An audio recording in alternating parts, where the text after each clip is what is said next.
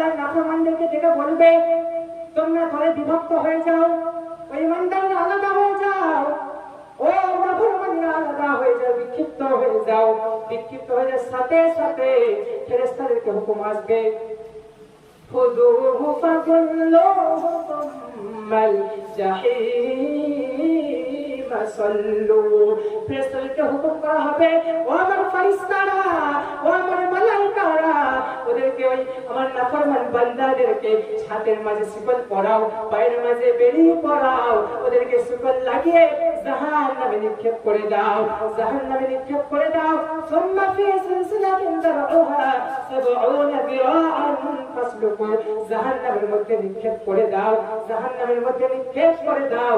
ওই জাহান্নামের মধ্যে যখন হাঁটিয়ে হাঁটিয়ে নিয়ে যাবে, আল্লাহ সূরা মুলকের মধ্যে তথ্য দিলেন, কুল্লামা উলকিয়া ফিহা ফাওজুন সাআলাহুম খাযানাতুহা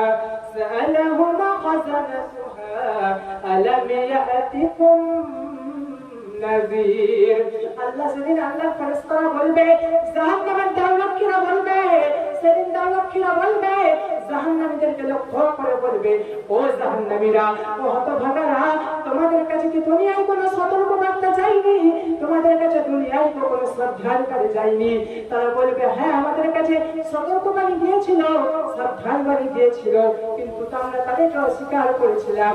ক্বালু বালা ক্বাদ জাআনা নাযীর ফাকাযাবনা ওয়া কুল্লা মা নাযালাল্লাহু মিন শাইইন আনতুম ইল্লা ফি দালালিন কাবীর। সেদিন জাহান্নামীরা বলবে, ও জাহান্নামীরা বলবে, ও জাহান্নামের দ্বাররক্ষীরা, আমাদের কাছে গিয়েছিল, সাবধানকারী গিয়েছিল, নবী পয়গম্বর গিয়েছিল, মসজিদের ইমাম বলেছিল, মসজিদের হুজুর বলেছিল, জলসায় শুনেছিলাম, জলসায় হুজুরের মুখ থেকে শুনেছিলাম, ইমামের মুখ থেকে শুনেছিলাম।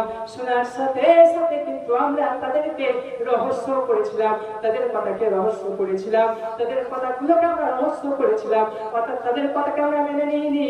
তাদের কথাকে যদি আমরা আজকে মেনে নিতাম, স্বীকার করতাম, আজকে জাহান্নামে আসতে হতো না।